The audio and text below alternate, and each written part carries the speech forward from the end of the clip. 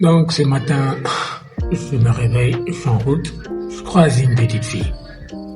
Elle devait être entre les 12 à 15 ans, qui était en quelque sorte à moitié habillée. Je la vois, la chose qui me choque, c'est pas son habillement. Ce qui me choque, c'est combien les barbares s'étaient déchaînés sur elle.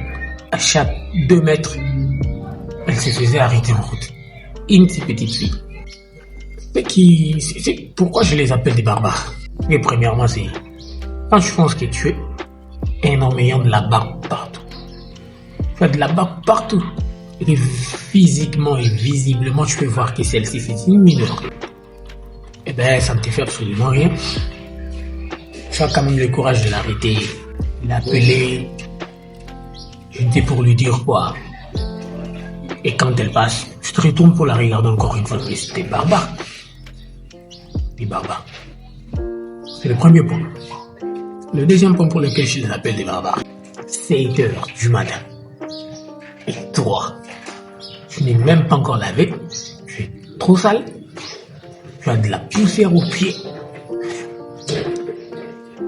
Tu es arrêté là pour au moins savoir la pensée tournée au sexe lorsque tu vois une fille à moitié habillée.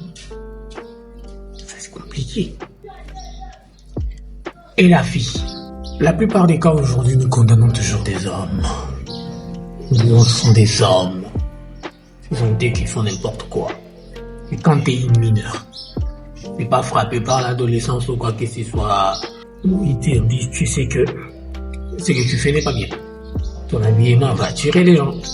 Peut-être ta corpulence ne permet pas aux gens de ne pas te laisser passer inaperçu. Mais quand même, tu les fais. Et aussi les parents. Vous êtes déserteurs. Vous êtes des déserteurs alors. De quelle sorte de génération nous allons faire? Et dans 20 ans, 30 ans, 40 ans, c'est ça qu'on aura comme femme. C'est ça qu'on aura comme grands-parents.